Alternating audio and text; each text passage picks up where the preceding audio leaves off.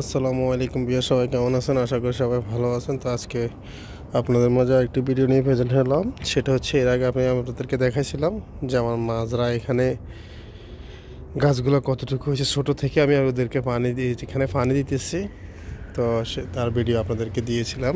তো আজকে আবার চলে আসলাম, এগুলো অনেক বড় হয়ে গেছে, নেটগুলো চেঞ্জ করব।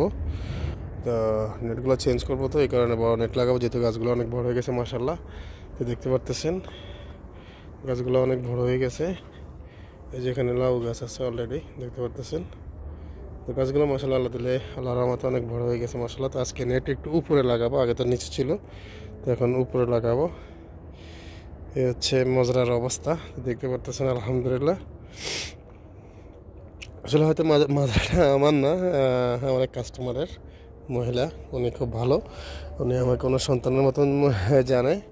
তো এই আর কি, তাই আমি একটু দেখভাল করি, মাঝে মধ্যে আসি, দেখাশোনা করি, কোনো প্রয়োজন হলে আমাকে ডাকে, তো আসি দেখি আর কি। তো অলরেডি দেখতে পারতেছেন, আর এদিকেও আছে মোটামুটি গাছগুলো দেখতে পারতেছেন। মাজরা মোটামুটি পুরোটাই আছে, চতুর্থ সাইডে মাজরা এগুলো অলরেডি আছে দেখতে পাচ্ছেন। ওইদিকে নেট লাগাইছি। তো এই হচ্ছে আর কি অবস্থা। তো আমার ভিডিওগুলো কে কোথা থেকে দেখতেছেন, অবশ্যই যদি ভিডিওগুলো আপনাদের ভালো লাগে তো অবশ্যই লাইক কমেন্ট শেয়ার করবেন এবং কেউ ওনাদেরকে দেখার সুযোগ করে দেবেন। আপনারা চাইলে এরকম বাড়ির পাশে, বাড়ির আঙ্গিনায় আশেপাশে এইভাবে আপনাদের জায়গা থাকলে এইভাবে ছোটোখাটো মাজরাগুলো করতে পারেন, এরকম কৃষিকাজগুলো করতে পারেন।